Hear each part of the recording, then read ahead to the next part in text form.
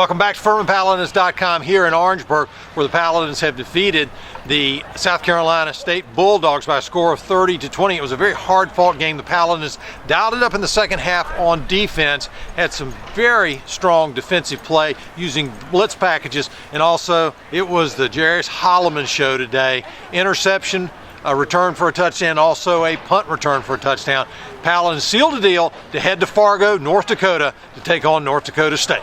Coach gets to go first with the NCAA interviews, but first of all, congratulations on a very, very well-played football game this afternoon. It was a hard-fought game. You know, South Carolina State did a good job. We knew it would be that way. They're a top defense in, FCS football statistically, and we didn't get off to a great start. It was kind of a slow start for us, and I hope that's, we didn't start quick last week, so I hope that's not typical, but just kept fighting and settled in a little bit. We got some, really balanced production, did some good big plays on offense, and then, Jairus' punt return and obviously his interception return, were gigantic plays, but remarkable punt return, I thought.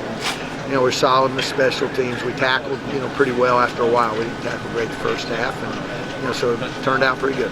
And I thought your comments to the assembled media after the game about the fact that this is a team effort. This is sort of how Furman has played, particularly for the last month and a half. But a game where everybody seemed to pick up and do their job, particularly in the second half. There's a lot of guys on our team that are unselfish. They understand their role.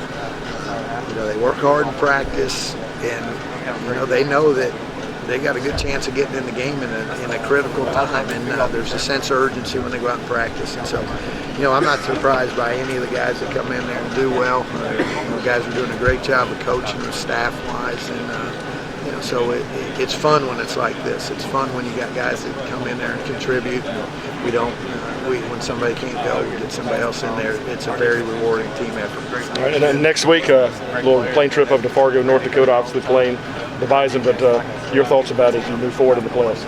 Well, we got to get ready. That's the thing about the playoffs. I mean, you win and you advance. So, it's just you move on to the next game. And obviously, they're the number one ranked team in the country. They've won 2 straight national championships. And it will be a real measure for, and test for us. So, our guys will practice this week, and prepare for North Dakota State. Jarius Holloman, I'm going to start with the defensive player of the game, the special teams player of the game, and I told the guys I trust you to fly the plane to Fargo next week, but congratulations on a great job here in this playoff victory. Thank you. It looked like to me, and Dwight mentioned it too, but in the second half, Furman was able to dictate on defense what South Carolina State was going to do, and every time South Carolina State went in motion, you were on the blitz and able to make some big plays. Talk to us a little bit about that. Yes, sir. We kind of came in, and the coaches told us to kind of like hop around and kind of disguise the blitzes and stuff like that. And, I'm pretty good at moving around and kind of making them think that I'm doing something else. And it was kind of like a team effort because we had the backside linebackers kind of showing blitz, so they didn't quite know which side we was coming from. Just so happened I was the person they were sending action. And I'm gonna make you pick the punt return for the touchdown or the interception for the touchdown. Which was your favorite? I have to say my favorite was the punt return. All right. Well, talk to us a little bit about that. Tell us what you saw and take us through that play. I just caught the ball and I just seen white jerseys. And kind of like passed up to the other team players, and after that it was just the punter. Then I seen the end zone, and I ran even faster, so it had good block. And it looked like on the interception too, you did a pretty good job of baiting the quarterback into the throw, and once he made the throw, you broke on the ball and picked it clean and then had nothing but green grass. Oh, yes, sir, yes, sir. I kind of did bait him a little bit on that play. I mean, like I said, the team, they put pressure on the D-line. Gary Wilkins, he's good, and they kind of put pressure on him and had him back there a little antsy, ready to throw the ball. And like you said, I kind of baited him and picked it and ran it in. Well, congratulations. The punt return was a Furman school record, and probably one of the best defensive and if not all-around performances we've seen from a Furman player, especially in the playoffs in a generation or two. But congratulations. We about halfway through the game, I think we really saw that our blitzes were hard for them to pick up. So we really turned up our blitz packages second half, and I really thought that we were able to disrupt a lot. We took some risks, and they paid off, especially down here at the end of the game, back in the end zone. All right. I know you've always wanted to go to Fargo, North Dakota. What was any particular reason? I wasn't thinking about that until after this game, but now that we're there, it's gonna be fun going up there playing in that dome. Good crowd. It's gonna be a good atmosphere.